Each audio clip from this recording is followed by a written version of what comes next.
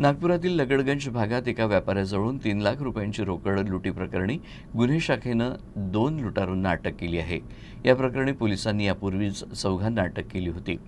धक्कादायक बाब म्हणजे या लुटीचा कट व्यावसायिकाच्या नोकरानंच रचला होता। त्यानं त्याच्या साथीदारांना व्यापाऱ्याची टीप देऊन हा गुन्हा घडवून आणला। नागपुरातल्या लकडगंज भागातील टिंबर भवनजवळ 15 फेब्रुवारी रोजी लुटीची ही घटना घडली। हार्डवेअरचे होलसेल व्यापारी दर्शन किंगरानी आपल्या दुचाकीनं जात होते। दरम्यान 2 युवकांनी त्यांच्या गाडीच्या डिक्कीतून 3 लाख रुपयांची रोकड काढण्याचा प्रयत्न केला।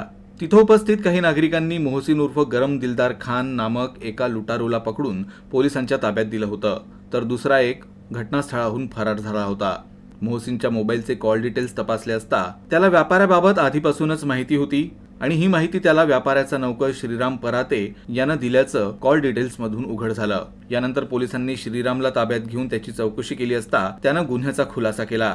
या खुलाशानंतर पोलिसांनी श्रीराम पराते, प्रवीण उर्फ बिट्टू पटले, रोहित उर्फ मोनू पवार आणि मोहसिन यांना अटक केली। तर या प्रकरणी सोनू उर्फ फारुख शेख आणि संतोष चव्हाण फरार होते।